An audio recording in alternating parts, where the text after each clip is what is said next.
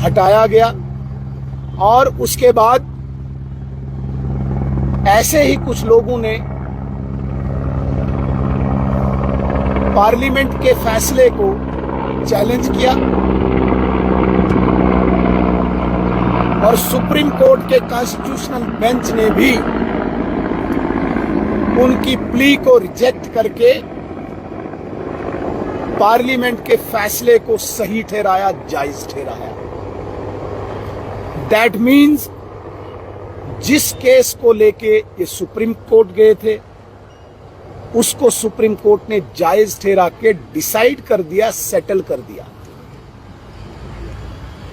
अब जब सेटल हो गया सुप्रीम कोर्ट में भी, पार्लियामेंट में भी चुने हुए नुमाइंदों ने 543 मेंबर्स के बीच में बहस के बाद पास हुआ।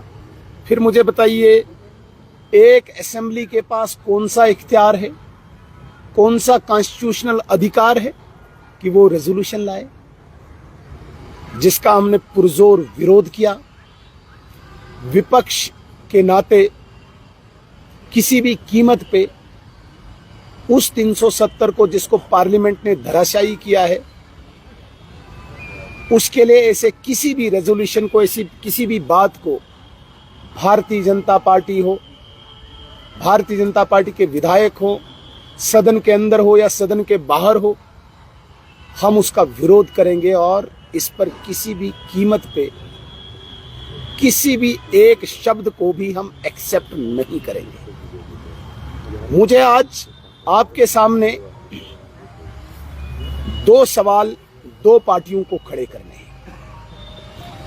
पहली पार्टी कांग्रेस, देश का प्रमुख विपक्षी दल।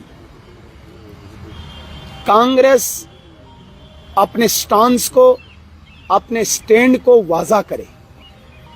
क्या वो इस रेजोल्यूशन के समर्थन में हैं? क्या उनके चुने हुए 6 नुमाइंदे आज जो हाथ खड़े कर रहे थे रेजोल्यूशन के समर्थन में, क्या दिल्ली में बैठा इनका नेतृत्व, इनकी लीडरशिप उसको एंडोर्स करती है? वो इस रेजोल्यूशन का समर्थन करती है या विरोध करते हैं? कांग्रेस इसको स्पष्ट करे, आदरणीय राहुल गांधी जी स्पष्ट करे, मल्लिकार्जुन खड़गे जी स्पष्ट करे। अगर वो समर्थन करते हैं तो देश की जनता, भारत की जनता इनसे जवाब पूछेगी। भारत की जनता कांग्रेस से पूछेगी। अगर वो समर्थन में नहीं है तो ये 6 मेंबर अगर आप माइनस करते हो तो मुझे लगता है ये रेजोल्यूशन भी माइनॉरिटी में है तो सरकार भी माइनॉरिटी में है। इसलिए कांग्रेस को स्पष्ट करना होगा कि वो समर्थन के हक में, इसके रेजोल्यूशन के हक में या रेजोल्यूशन के विरोध में। दूसरा, नेशनल कॉन्फ्रेंस को मैं ये पूछना चाहता हूं, क्या 370 जो धराशायी हुआ है, वो जो रेजोल्यूशन लाया उन्होंने, क्या वो स्टेट के लिए लाया, यूनियन टेरिटरी के लिए रेजोल्यूशन लाया? बनता तो ये है कि स्टेट के लिए, तो स्टेट ही नहीं मांगी। मेरे कहने का ये मतलब है कि उनका आंकलन इस तरह से बिगड़ा हुआ है, 5वीं पास किया नहीं तो 10वीं की सर्टिफिकेट मांग रहे हैं। और दूसरी बात, जिस कॉन्स्टिट्यूशनल गारंटी में वो स्टेटहुड कह रहे हैं, अगर वो वही स्टेटहुड उनकी डिमांड है, जिस स्टेटहुड के लिए आदरणीय नरेंद्र मोदी जी ने, प्रधानमंत्री जी ने ऑलरेडी कमिटमेंट की है, आदरणीय गृह मंत्री जी ने कमिटमेंट की है, अगर नेशनल कॉन्फ्रेंस नरेंद्र मोदी जी और अमित शाह जी के लाइन को एडॉप्ट करती है, जो हमने कहा है हम स्टेटहुड देंगे, तो हम उनका वेलकम करते हैं। कम से कम वो भी हमारे एजेंडे में शामिल हैं। वो कंफ्यूजन में हैं, उन्हें समझ नहीं आ रहा है। कंफ्यूजन इसलिए पैदा हुआ क्योंकि यहां पे होड़ लगी हुई है पीडीपी, नेशनल कॉन्फ्रेंस, पीपल्स कॉन्फ्रेंस, इंडिपेंडेंट के बीच में। आपने देखा होगा हाउस शुरू होते ही पीडीपी के एक मेंबर ने बिल लाया, रेजोल्यूशन लाया। सबको पता है इसकी कोई वैलिडिटी नहीं है।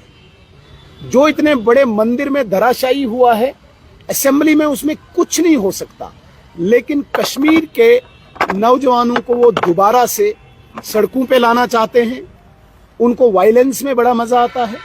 यहाँ पत्थर चले, यहाँ गोलियां चले, 370 के नाम पे गरीब के बच्चे को बाहर लाएं, क्योंकि एमएलए के बेटे को तो एमएलए बनना है। आप देखें, बाप बेटा, जीजा साला, भाई भाई, दादा पोता कितने हैं अंदर। मींस एमएलए की फैमिली एमएलए बनेगी, गरीब का बेटा सड़क पे आएगा पत्थर मारने के लिए और गुपकार पे बैठ के ये राजनीति करेंगे, खून की राजनीति। तो इस प्रकार से ये दोबारा से जम्मू कश्मीर को वहां पे लाना चाहते हैं। हमने अपने मैनिफेस्टो में ये वादा किया था जम्मू कश्मीर की जनता को, हम भ्रष्टाचार मुक्त जम्मू कश्मीर देंगे, हम परिवारवाद मुक्त जम्मू कश्मीर देंगे, हम विकास वाला जम्मू कश्मीर देंगे। लेकिन दूसरी तरफ से नेशनल कॉन्फ्रेंस, जिसको लोगों ने वोट देके सरकार बनाने का एक मैंडेट दिया, वो न डेवलपमेंट चाहेगी, न भ्रष्टाचार का विरोध चाहेगी। उन्हें एक स्लोगन तैयार करना है। बड़े लंबे अरसे के बाद एटानमी उनका खत्म हो गया, प्लेबसाइट उनका खत्म हो गया, बाकी जितने भी आज तक नारे थे वो खत्म हो गए। अब उनके पास नारा है, हम 370 को वापस लाएंगे। मैं आप सब बंधुओं के माध्यम से उनको बता देना चाहता हूं, ये मैं बड़े हम्बल्ड होके कह रहा, विनम्र होके कह रहा हूं कि जिस कश्मीर को आपने रक्त रंजित किया, अब रक्त रंजित होने नहीं देंगे। अब वो हम हालात यहाँ पे बनने नहीं देंगे। आप यहाँ पे चाहते हो कि वायलेंस बढ़े। अभी जो इंसिडेंट्स हुए उन चीज़ों को प्रोवोक करना चाहते हो आप, क्योंकि आपको विकास करना नहीं, पानी, बिजली, सड़क, स्कूल, अस्पताल की बात करनी नहीं। आपने सिर्फ एक नौजवान को प्रोवोक करना है स्लोगन तैयार करके। इसलिए आपने इतना सारा चुनाव लड़ा है।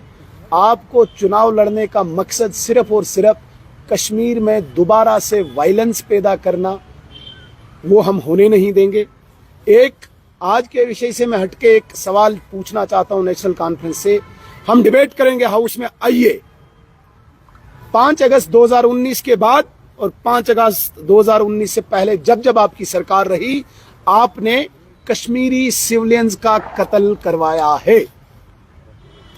मींस सबसे ज्यादा ह्यूमन राइट वायलेशन आपने की है। और मैं दावे के साथ कहता हूं 5 अगस्त 2019 के बाद कोई भी civilian killing Bharatiya Janata party की सरकार ने नहीं होने दी। हम उग्रवादी को, आतंकवादी को दफन करेंगे, मौत के घाट उतारेंगे, लेकिन कश्मीर का सिविलियन हमारा भाई है, उसको हम गले से लगा के रखेंगे। तुमने उग्रवादियों की आड़ में कश्मीरियों का भी कत्ल किया है, इसलिए डिबेट होनी चाहिए उस ह्यूमन राइट वायलेशन पे। कितने सिविलियन मरे हैं आपके दौर में, करो डिबेट। और हमारे दौर में भी किसी कीमत पे भी एक भी सिविलियन को कांटा नहीं चुभने देती है भारत की सरकार। इसलिए आज का ये ढकोसला बेबुनियाद था, बेसलेस था, फेक था, लोगों को गुमराह करने का था, जिसको हम कंडम करते हैं, खंडन करते हैं। स्पीकर जो अनबाइस्ड होता है, न्यूट्रल होता है, उन्होंने भी आज एक पार्टी का एजेंट बन के उस कुर्सी की, मैं कहता हूं कि उस कुर्सी की गरिमा को तार तार कर दिया है। इतना ही मुझे आज आपसे कहना था। धन्यवाद।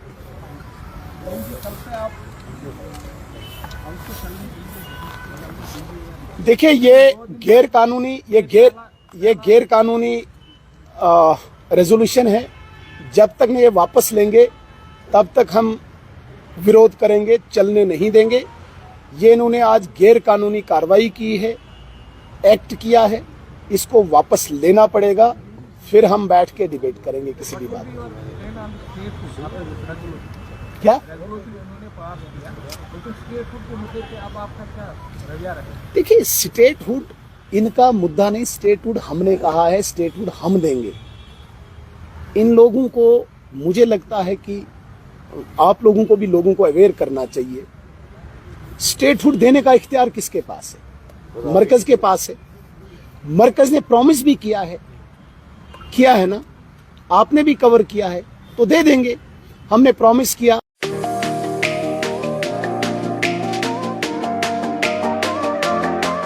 अब आ गया है ईवीको, एक ऐसा L5 इलेक्ट्रिक ऑटो जो करेगा आपकी हर समस्या का समाधान और देगा हर ऑटो को मात।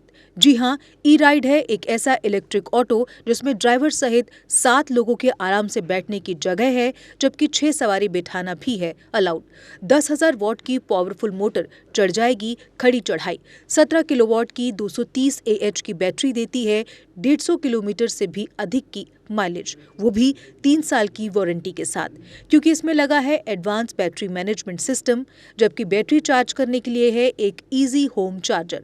उबड़ खाबड़ सड़कों के लिए मजबूत शॉकर, सस्पेंशन व बड़े टायर।